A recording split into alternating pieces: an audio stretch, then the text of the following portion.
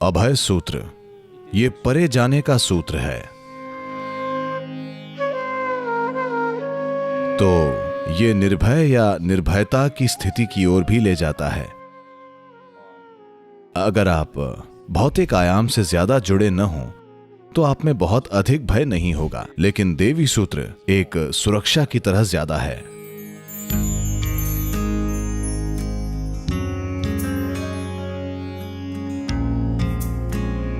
नमस्कारम सद्गुरु, क्या आप हमें अभय सूत्र के बारे में बता सकते हैं और ये हमें भय से कैसे बचाता है? योग के पूरे विज्ञान को सूत्र, अलग अलग तरह के सूत्रों के रूप में विस्तार किया गया है। Various kinds of sutras. Over 200 sutras makes the whole body of yogic knowledge.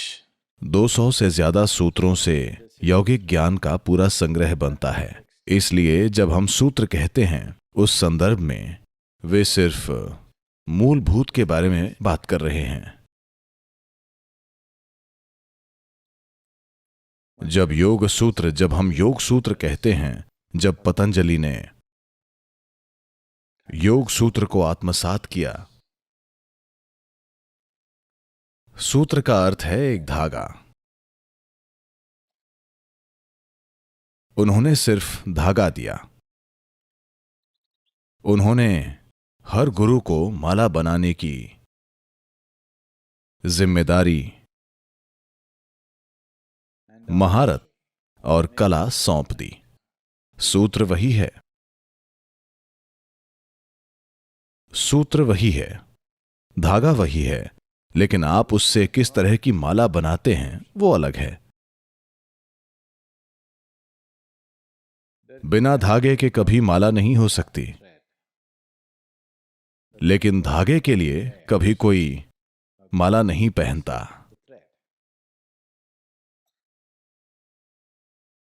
वे उन फूलों की माला पहनते हैं जो उसमें लगते हैं। आप उस पर फूल लगा सकते हैं, आप उस पर मोती लगा सकते हैं, आप उस पर सीप लगा सकते हैं, आप हीरे लगा सकते हैं, लेकिन धागे के बिना माला नहीं होती।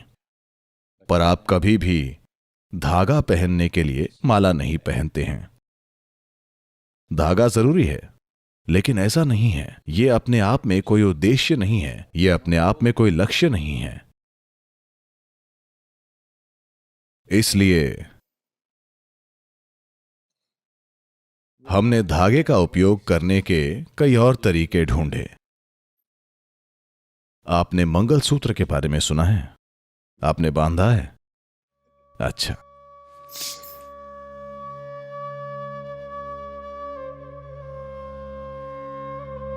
अगर यह ठीक से किया गया होता तो इसके पीछे सोच थी दो प्राणियों को एक के रूप में बांधना। यही सोच थी। आज ये सिर्फ एक रस्म बन गई है, वो अलग है। लेकिन अगर कोई है जो ये जानता है कि इसे कैसे करना है, तो आप दो डीएनए को इस तरह से मिला सकते हैं कि ऊर्जा के लिहाज से उन्हें अलग नहीं किया जा सकता है, चाहे कुछ भी हो जाए। जीवन में कई चीजें हो सकती हैं। आप बड़ी बड़ी बातों पर झगड़ सकते हैं, आप छोटी छोटी बातों पर झगड़ सकते हैं, लेकिन आप अलग नहीं हो सकते, क्योंकि ऊर्जाएं एक खास तरीके से बंधी हुई हैं। आपको अपने आप को तोड़ना होगा। यही एक तरीका है जिससे आप बाहर आ सकते हैं। यह अपने कपड़े उतारने जैसा नहीं है, यह अपनी त्वचा को छीलने जैसा है।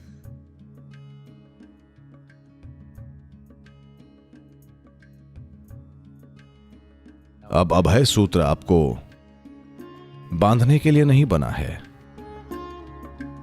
दो प्रकार के सूत्र, दोनों को अभय सूत्र कहा जा रहा है। अभय सूत्र की परिभाषा देवी के सूत्र के साथ बेहतर जाती है, जो लाल रंग का होता है। जब आपको ध्यान लिंग से जुड़ी पंचभूत आराधना का सूत्र मिलता है, तो ये आध्यात्मिक आयाम को उभारने के लिए मूल रूप से आपके अस्तित्व के कुछ आयामों को बढ़ाने के लिए है। फिर इसे अभय सूत्र क्यों कहा जा रहा है? आपको समझना चाहिए, भय का मतलब है डर। डर का आधार आपकी भौतिकता है। If you are not physical, would you have fear? अगर आप भौतिक नहीं हैं तो क्या आपको भय होगा? नहीं। यह भौतिक की सीमा है जो भय का कारण बनती है। अगर आप बिल्कुल भी भौतिक नहीं हैं तो आप किसी चीज से नहीं डरेंगे, है ना? तो उस संदर्भ में इसे अभय कहते हैं। लेकिन असल में यह परे जाने का सूत्र है। लेकिन ऐसा नहीं हुआ। हम बहुत सारे नामों का इस्तेमाल नहीं करना चाहते थे, आप परेशान हो जाएंगे, है ना? So this also leads to a state of nirbhaya. तो ये निर्भय या निर्भयता की स्थिति की ओर भी ले जाता है। हम इसे निर्भय सूत्र कह सकते हैं और इसे अभय सूत्र। ये एक सुरक्षा की तरह है। ये आपके अस्तित्व के आध्यात्मिक आयाम को बढ़ाने के लिए है, ताकि आप कम भौतिक हो जाएं। अगर आप इतने शारीरिक नहीं हैं तो आप में बहुत अधिक भय नहीं होगा। लेकिन देवी सूत्र एक सुरक्षा की तरह ज्यादा है। चोरों से मुक्त होने के दो तरीके हैं। अगर आपको हमेशा डर लगता है कोई चोर आपके घर में आ सकता है और चोरी कर सकता है, तो एक तरीका है बाहर पहरा लगाना। दूसरा तरीका यह है कि आपके पास कुछ नहीं है और कोई भी नहीं आएगा। यहां तक कि अगर आप उसे बुलाएंगे तो भी वो नहीं आएगा, वो कहीं और चला जाएगा। तो ये उनका तरीका है, कुछ नहीं है इसलिए कोई नहीं आएगा, इतना निडर। एक तरफ आप एक गार्ड लगाना चाहते हैं, आपके पास अभी भी सामान है, आप गार्ड रखना चाहते हैं। मैं देखता हूं, ऐसे बहुत सारे हाथ देखता हूं जिनमें दोनों हैं, ये अच्छा है।